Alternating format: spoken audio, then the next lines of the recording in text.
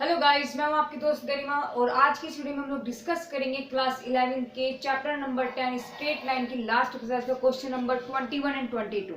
तो चलिए guys start करते हैं आज की इस वीडियो को क्वेश्चन नंबर 21 के साथ में। देखिए 21 में क्या कहता है कि find the equation of a line which is equidistant from the parallel line C and A, यानी कि दो लाइनें पैरेलल हैं और इन दोनों लाइंस से ये जो लाइन है जो हमसे पूछ रहा है वो उनसे इक्वल डिस्टेंस पर है। मतलब समझो कैसे होगा। देखो दो लाइनें पैरेलल हैं, इसका मतलब L1 लाइन ये हो गई और L2 लाइन ये हो गई। पैरेलल है तो दोनों पैरेलल हो गई। अब क्या कहा उसने कि उस लाइन की इक्वेशन निकालो जो इन दोनों से इक्वल डिस्टेंस पे है। अब जरा सोचो, अगर लाइन में इधर ड्रॉ करती हूं तो क्या ये वाली लाइन इससे और इससे इक्वल डिस्टेंस पर है? नहीं है ना? नहीं यार, सब दिखाई दे रहा है। ऐसे अगर मैं इधर लूं तो भी नहीं है, क्योंकि ये डिस्टेंस अलग है और ये डिस्टेंस अलग है, तो दोनों इक्वल डिस्टेंस पे नहीं आया। तो इसका मतलब क्या होगा, 100% आपकी जो लाइन है वो बिल्कुल मिड से होकर के जा रही है। समझ में आएगा? यानी बिल्कुल इसके बीच में से होकर के जा रही है। मैंने माना लाइन आपकी कौन सी हो गई है? L3।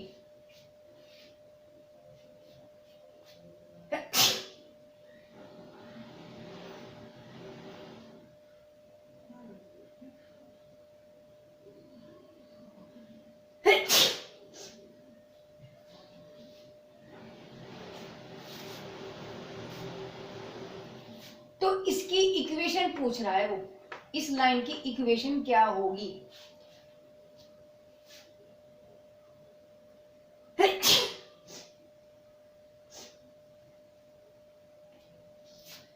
तो गाइस करना क्या है, देखिए हमें ये डिस्टेंस इक्वल दिया है, मतलब ये D1 और ये D2। लाइन L और L1 और L3 के बीच का डिस्टेंस D1 हुआ और L2 और L3 के बीच का डिस्टेंस D3 हुआ, ओ सॉरी D2 हुआ। तो यहां से हमें किस सिचुएशन तो एक गिवन है क्या कि डिस्टेंस D1 इक्वल है D2 के, ये बात हमें गिवन है। अब क्या करना है, दूसरी बात, हमें जो गिवन है लाइंस जो है पैरेलल लाइंस जो है पैरेलल लाइंस, L1 क्या है आपकी 9x प्लस के 6y माइनस के 7 इक्वल टू 0 और L2 जो है आपकी 3x प्लस के 2y प्लस के 6 इज इक्वल टू 0। अब थोड़ा सा यहां समझते हैं गाइस, जब दो लाइन पैरेलल होती है तो उनकी इक्वेशन जनरल में क्या होती है? ओब्वियसली देखो ध्यान दो, ax plus by plus c equal to 0, ax plus by plus c equal to 0। जब हम जनरली पढ़ते थे इसको तो क्या होती थी, देखो ये दोनों सेम होते थे, ये दोनों सेम होते थे, डिफरेंट क्या होता था आपका? सिर्फ और सिर्फ कांस्टेंट टर्म। यानी कि जब दो लाइन आपकी पैरेलल है, अगर लाइन L1 है ये L2 है तो ये आपकी L1 है ये आपकी L2 है। इस लाइन की इक्वेशन ही है, इस लाइन की इक्वेशन ही है, तो पैरेलल है, इसका मतलब ये x और y आपके सेम होंगे, बस डिफरेंट क्या होगा आपका? कांस्टेंट। तो सेम यही बात ये पर भी है। इसमें अगर मैं देखूं, अगर देखो ये 3 और ये 2 है, अगर मैं मुझे तो नजर आ रहा है कि अगर मैं इसमें से कुछ कॉमन ले लूं तो ये ही टर्म आ जाएगा, तो क्योंकि ऑलरेडी में गिवन भी है कि दोनों लाइंस क्या आपके पैरेलल हैं, तो मतलब मैं यहां से क्या कर सकती हूँ, इसमें से मैंने 3 कॉमन ले लिया, कॉमन लेके यानी कि कॉमन ली 3 से डिवाइड कर देते तो क्या बन जाएगा आपका? ये 3x प्लस के 2y और माइनस के 7/3 इक्वल टू 0। ओके, यानी L1 आपकी ये बन गई, L2 आपकी ये है। अब L3 जो है वो इन दोनों के पैरेलल है, इसका मतलब आपकी जो है equation of a line L3 क्या हो सकती है भाई? ये जब पैरेलल, ये दोनों पैरेलल हैं, इसका मतलब इनकी ये दोनों चीजें सेम है। तो जो तीसरी लाइन आपकी है, जो थर्ड लाइन है, वो इनके पैरेलल है। जब पैरेलल है, पैरेलल में मैंने क्या बोला आपको कि ये सिचुएशन आपकी सेम हो, चाहे जितनी भी पैरेलल लाइन हो, ये देखो सब पैरेलल है, तो सबकी ये चीजें आपकी सेम मिलेगी। ठीक है, सिर्फ ये इसकी भी है, इसकी भी है, इसकी भी है, इसकी भी है, सबकी यही, बस ये टर्म आपका चेंज मिलेगा। ओके, तो यानी कि आपका ये और ये इन दोनों का सेम है, तो L3 में भी आपका ये चीजें सेम होगी, इक्वल होगी। That means 3x 2y plus के c, क्योंकि ये c डिफरेंट होगा बस आपका, और कुछ नहीं। तो अब हमें इस c को निकालेंगे, हमें इक्वेशन तो मिल गई L3 की, लेकिन कंप्लीट नहीं है, हमें वहां पे c हमारा अननोन है, इस c को निकालना है। इस c के लिए उन्होंने क्या दिया हुआ है? हमें डिस्टेंस दिया हुआ है। दो लाइन, तो लिखो डिस्टेंस लिखेंगे, distance between line L1 and L3। मैं इन दोनों लाइंस को लेती हूँ पहले, तो इनके बीच का डिस्टेंस क्या हो जाएगा, फॉर्मूला क्या होता है, D1 निकालेंगे, C1 माइनस के C2 का modulus upon under the root A square plus के B स्क्वायर। तो यहाँ से जब हम निकालेंगे, देखो कोई भी C1 मान लो, कोई भी C2, तो मैंने यहाँ से देखा अगर हमने ये दोनों लाइंस ली है तो कोई सी किसी को मान सकते हो आप, इससे कोई फर्क नहीं। अगर मैंने L2 किसी को मान लो तो हम क्या C माइनस के मैंने 6 ले लिया है, ओके। और A और B क्या है आपके, सब में इक्वल मिलेंगे, देखो ये आपके A, ये आपका B, तो क्या हो गया आपका, यानी कि 3 का स्क्वायर प्लस 2 का स्क्वायर का अंडर द रूट, यानी कि C माइनस 6 का मॉडुलस अपॉन, इसको डायरेक्ट कर देते हैं, 3 3 9, 2 2 4, 2 नंबर 4, आपका क्या निकल गया guys, under root 13, equation number 1, okay. अब क्या करना है, अब मैंने देखो ये दोनों लाइन ली थी, अब इन दोनों लाइंस को लेकर के चलेंगे, तो जब हम लेंगे डिस्टेंस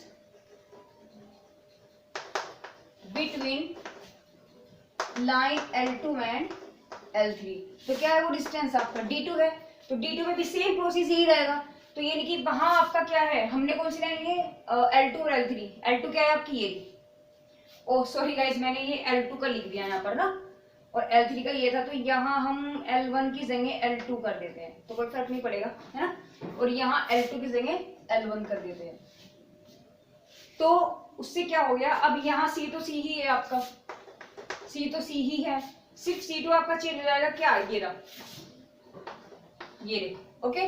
तो लाइन L1 बेस C कितना है आपका, माइनस के 7 यानी कि प्लस के 7/3 मॉडुलस अपॉन और अंडर रूट में तो 13 आना ही है, ये सेम एज इट इज रहेगा, ओके। तो यहाँ से क्या निकल गया, यानी कि D2 इज इक्वल टू आपका, बस कुछ भी नहीं निकला, बस यही निकल गया। अब क्या करना है, देखो गिवन है कैपिटल इक्वेशन A से, कैपिटल A से हमें पता है कि D1 D2 इक्वल है, तो बस कर देते हैं इसको इक्वल, लिखेंगे since D1 equal to D2, तो मैं जब इक्वल करूंगी क्या हो जाएगा गाइस, ये इक्वल टू ये, यानी कि मॉडुलस C माइनस के 6 upon under root 13 is equal to C plus के 7/3 मॉडुलस अपॉन अंडर रूट 13, इससे ये कैंसिल, तो क्या रहेगा C minus 6 is equal to modulus of C plus 7/3। अब यहाँ से एक समझने वाली बात है गाइस, क्या अगर मेरे पास term modulus x equal to modulus of y है, तो मैं जब इनको मॉडुलस से बाहर निकालूंगी तो क्या सिचुएशन रहेगी, x equal two plus minus के y। आप इस प्लस माइनस को या तो इसके साथ ले लो, ऐसे भी ले सकते हो, दोनों कंडीशन आपकी ठीक होंगी, समझ में आया, यानी कि जब दोनों में आपका मॉडुलस लगा होता है तो आप कैसे लोगे, किसी एक टर्म में उसको प्लस माइनस ऐड कर दोगे, ठीक है।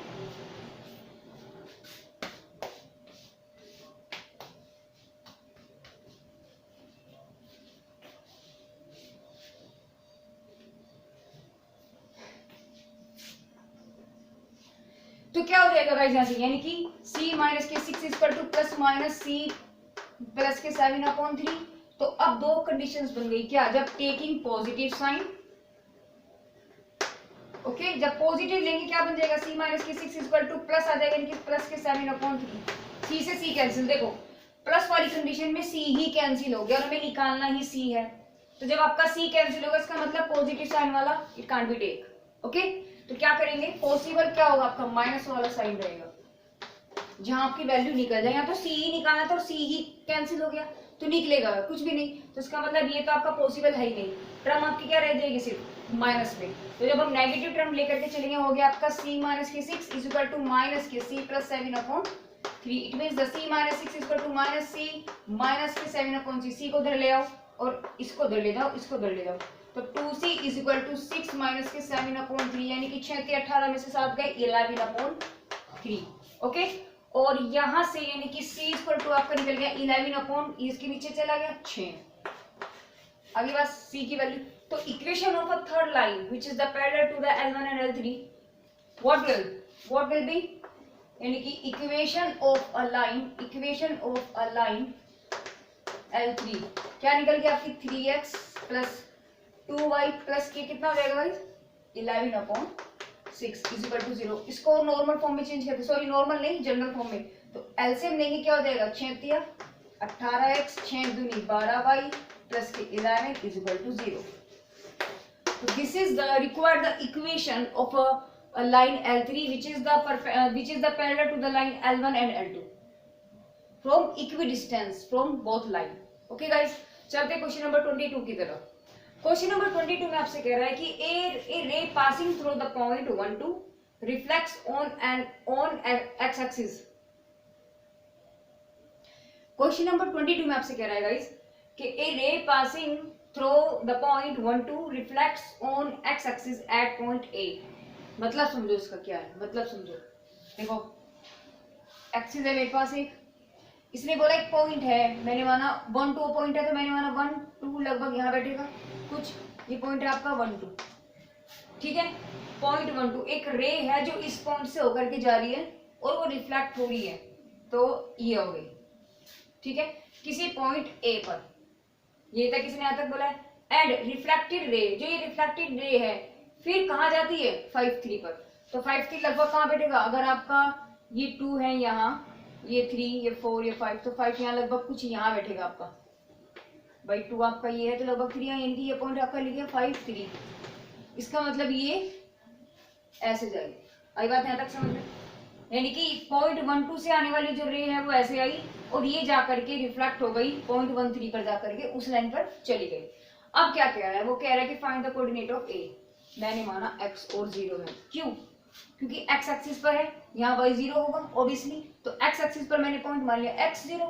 ओके, अब यहाँ से एक बात आपको समझने वाली गाइस ये है कि हमें पता है कि फिजिक्स में हम लोगों ने पढ़ा है कि जब लॉ ऑफ रिफ्लेक्शन से एक तो क्या होता है, पहली बात तो ये हमारा नॉर्मल हो गया.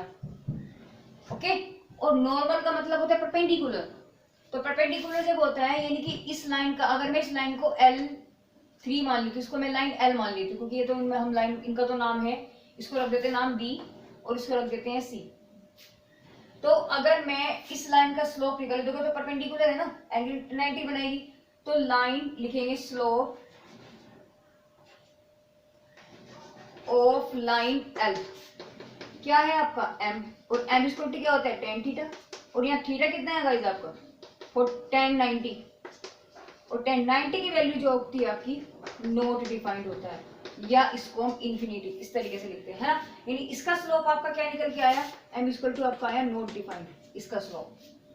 ठीक है, अच्छा हमें एक चीज और पता है इसके लॉ ऑफ रिफ्लेक्शन क्या कहता है कि ये वाला एंगल I इस वाले एंगल R के इक्वल होगा. फिजिक्स में हम लोगों ने पढ़ाया है ना. तो क्या होगा यहाँ से, अगर अब देखो क्या करना है, मुझे स्लोप निकाल लेते पहले ए बी का, तो निकालेंगे स्लोप ऑफ ए बी माना m1. अब यहाँ 2 पॉइंट है, देखो यहाँ तो कोई पॉइंट हमारे पास थे नहीं, इसलिए हमने एंगल से निकाल लेता हूँ. अब यहाँ क्या करेंगे, हमारे पास 2 पॉइंट की होगी, ये और ये, तो 2 पॉइंट से जाने वाला स्लोप क्या होता है guys, y2 minus y1 upon x2 minus की x1. यानी कि जब हम यहाँ वैल्यू रखते हैं तो आपका क्या निकल जाता है 0 माइनस 2 अपॉन क्या निकल जाएगा x माइनस 1, है ना, x माइनस के 1. तो यहाँ से देखो गाइस, अगर ये मेरे पास क्या बचेगा, ये आपका ये तो रहेगा ना माइनस की 2, अगर मैं माइनस को चेंज कर दूं तो आपको निकल जाएगा 2 अपॉन नीचे के साइन चेंज कर दो 1 माइनस x, तो आपका m1 क्या निकल गया 2 upon 1 minus x. Similarly slope of line AC यानी कि m2 क्या निकल जाएंगे कि इन दोनों का स्लोप आप निकालेंगे, अभी तो मैंने इसका निकाला है ना, अब इसका निकालेंगे स्लोप. जब आप इसका स्लोप निकालोगे तो क्या निकल जाएगा, यहाँ से ये लेस, इसका मतलब 0 माइनस की 3 और x माइनस की 5. तो सेम प्रोसेस देखो, यहाँ 0 हटाऊं तो ये माइनस बच रहा है, तो माइनस जब बच रहा है तो माइनस को हटाने के लिए मैं नीचे का साइन चेंज कर देंगे, तो क्या रहेगा आपका 5 माइनस x. ठीक है, ये 3 है, तो भाई आपका m1 निकल गया स्लोप, m2 निकल गया, और नॉर्मल जो लाइन है आपकी परपेंडिकुलर उसका भी स्लोप निकल गया. अब हमें पता है कि लॉ ऑफ रिफ्लेक्शन से, लॉ ऑफ रिफ्लेक्शन क्या कंडीशन होती है गाइस, हमें पता है कि I is equal to R होता है, R है ना, I is equal to R होता है. और दूसरी बात, इसका मतलब अगर मैं दोनों तरफ tan ले लूं, tan I is equal to tan R, ये बन जाएगा यहां से. ओके, अब क्या करेंगे, देखो बहुत ध्यान से आपको देखना है। मैं यहाँ tan i निकाल दूं और tan r निकाल दूं और दोनों को बराबर रख दूं तो आपकी वैल्यूज निकल जाएंगी। क्या करना है, देखो tan i निकालने के लिए दो लाइंस के बीच में, जब आपके पास दो लाइन होती हैं और उनके बीच में एंगल होता है तो उनका थीटा क्या होता है, याद करो गाइस, उसका फॉर्मूला होता है tan theta is equal to modulus of m1 minus के m2 upon 1 plus m1 m2। समझ रहे हो। अब यहाँ एंगल हम क्या ले रहे हैं, i, तो यहाँ i कर देते हैं। ठीक है, जब i लेंगे तो मेरे पास स्लोप एक तो ये है m और एक ये है मेरे पास, क्या है नाम इसका, m1 और ये है आपका m2। तो यहाँ अब मैं इन दोनों के बीच में ले रही हूँ, यानी कि एक m1 ये है और एक को m ले लो, एक को m1 है, तो यहाँ से आपका tan i क्या निकल जाएगा, tan ये निकल जाएगा आपका। देखो अगर m1 आपका क्या है, ये है, तो उसको ले लेंगे यानी कि 2 अपॉन 1 माइनस एक्स माइनस ये हो गया आपका m1। भाई एक को m मानेंगे, दो पे ये है ना, दो स्लोप इन दोनों लाइन के, देखो ये वाली ये और ये, इनका निकाला है हमने बीच का थीटा, समझ में आया। तो इसका स्लोप नॉट डिफाइंड है, इसका स्लोप आपका m1 ही निकल के आया, तो मैंने वो रखा है यहाँ, मैंने अभी m का m ही रखा है। अच्छा पूरे के अपॉन क्या चल जाएगा, 1 प्लस m जुगा 2 और 2 अपॉन माइनस एक्स। ठीक है, अब क्या करेंगे, देखो मैं यहां से क्या करूंगी, मैं यहां से अगर m कॉमन ले लूं, क्योंकि m की वैल्यू क्या आएगा आपकी, इन्फिनिटी है, नॉट डिफाइंड है, तो अगर मैं इन्फिनिटी लेती हूं तो इन्फिनिटी अपॉन इन्फिनिटी बन गया, तो इनडिटरमिनेट फॉर्म बन जाएगी, तो ये पॉसिबल नहीं है। इसका क्या करेंगे हम, इसलिए जो फॉर्म आपको इनडिटरमिनेट कराती है उसी को हम उसको हम ले लेते हैं कॉमन, लेके उसको कैंसिल कर देते हैं। तो क्या बन जाएगा भाई, यहाँ से आपका बन गया tan i is equal to m common ले लो मॉडुलस के अंदर ही, तो m मैंने कॉमन लिया, ये बन गया आपका 2 अपॉन 1 माइनस एक्स और m, ओके, और यहाँ रह गया आपका 1 अपॉन में क्या रह जाएगा, जब आप यहाँ से m कॉमन ले लेंगे, ये तो आ गया 1 अपॉन m और प्लस 2 अपॉन 1 माइनस के x मॉडुलस, m से m कैंसिल, तो क्या रहेगा guys, tan i is equal to modulus of, अब आपका रह गया 2 अपॉन 1 माइनस के एक्स m माइनस के 1 अपॉन, ये मॉडुलस लंबा है आपका नीचे तक चलेगा, 1 upon m plus 2 upon 1 minus के x। अब देखो m की वैल्यू कितनी है आपकी, इन्फिनिटी है, यहाँ देखो चेक करो m की वैल्यू कितनी है, इन्फिनिटी है। जब हम इन्फिनिटी रखेंगे तो गाइस 1 अपॉन इन्फिनिटी क्या होता है, 0, तो यानी कि ये वाली टर्म तो आपकी 0 बन गई, इधर से ये वाला टर्म आपका 0 बन गया, तो यानी कि यहाँ से आपका क्या निकल जाएगा, ये निकल गया आपका tan i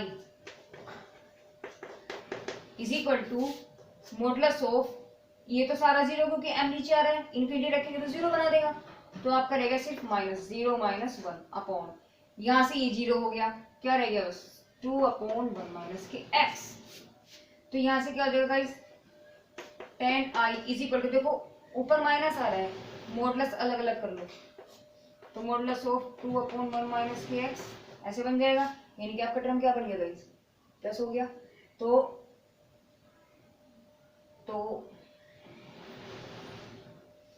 मॉडुलस ऐसे अलग भी नहीं कर सकते,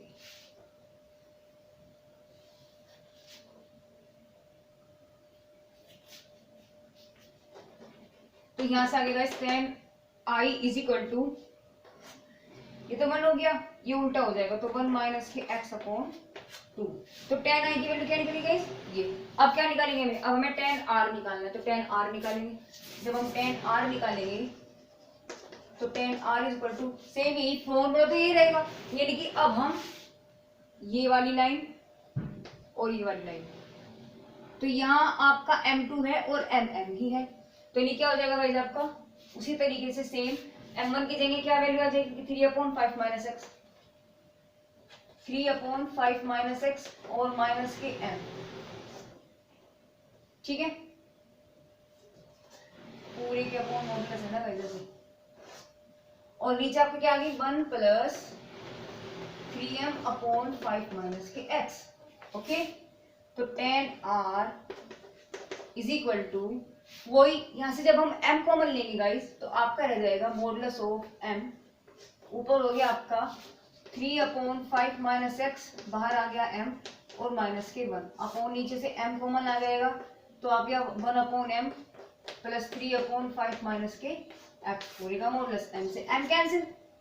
ओके, यानी कि tan r is equal to आपका निकल के आ गया, ये तो 0 बन गया, इधर से ये 0 बन गया तो वही -1 अपॉन 0 माइनस हो जाएगा तो 3 अपॉन 5 माइनस के x मॉडुलस, यानी ये आपको चेंज हो जाएगा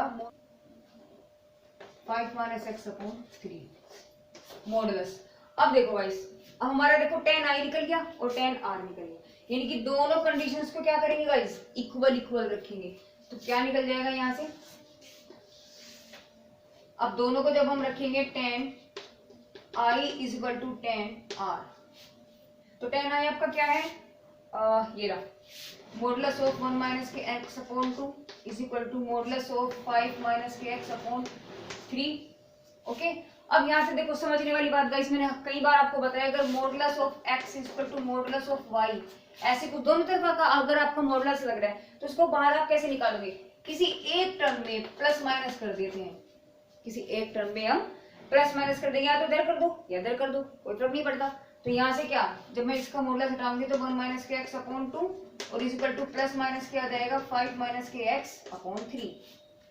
ओके, अब क्या हो जाएगा, कर दो मल्टीप्लाई, इसको इधर ले जाओ इसको इधर ले जाओ, तो आपका हो जाएगा गाइस 3 1 माइनस के x और is equal two plus minus के 2 5 माइनस के x। अब दो कंडीशंस बन गई, एक बार प्लस लेंगे और एक बार माइनस। जब हम प्लस साइन लेंगे गाइस तो क्या हो जाएगा 3 माइनस के 3x और इज इक्वल टू प्लस है तो क्या हो जाएगा 10 माइनस के 2x, तो इसको उधर ले जाओ तो आपका रह गया x इज इक्वल टू, इसको उधर ले आओ माइनस के साथ, तो देखो x की वैल्यू माइनस में तो है नहीं, ये तो हमें साफ दिख रहा है, तो यानी कि ये वाला तो आपका आंसर होगा नहीं। ओके, अब क्या लेंगे, पॉजिटिव लिया था अब नेगेटिव लेते हैं। जब हम नेगेटिव साइन लेंगे, जब हम नेगेटिव साइन लेंगे तो क्या हो जाएगा गाइस इसमें, यानी कि 3 1 माइनस के x is equal to minus हो जाएगा और सॉरी 2 5 माइनस के x।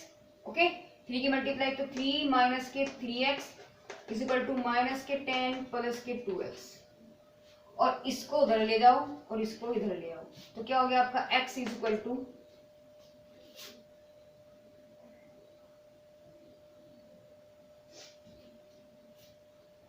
तो ये आपका निकल गया गाइस, इधर आके हो गया आपका 5x, तो इधर हो गया आपका 5x इज इक्वल टू, इसको उधर लाएंगे तो 10 माइनस के 3 यानी कि x is equal to 7 upon 5। Okay, तो ये आपका पॉजिटिव आया, देखो यहाँ दोनों चीजें पॉजिटिव है, इसका मतलब e भी आपका पॉजिटिव में आएगा, तो आपका a के कोऑर्डिनेट क्या आ गए, a के कोऑर्डिनेट x की वैल्यू है 7 अपॉन 5 और ये है आपका 0। ओके, तो गाइस इस तरीके से आपके यहाँ क्वेश्चंस 21 और 22 एक्सरसाइज 10 जो चैप्टर नंबर 10 की लास्ट एक्सरसाइज है उसके क्वेश्चन नंबर 21 और 22 यहाँ पर एंड होते हैं। तो गाइज अगर मेरी वीडियोस आपको अच्छी लगती है, मेरे मेथड्स आपको अच्छे लगते हैं तो प्लीज गाइज प्लीज मेरी इस वीडियो को लाइक करें, शेयर करें और ज्यादा से ज्यादा इसको शेयर करें, सब्सक्राइब करें और साथ में बेल आइकन को क्लिक करना बिल्कुल ना भूलें, जिससे मेरे नए अपडेट्स आपको उसकी नोटिफिकेशंस आपको मिलती रहे। तो okay guys, bye bye and thank you for watching my videos.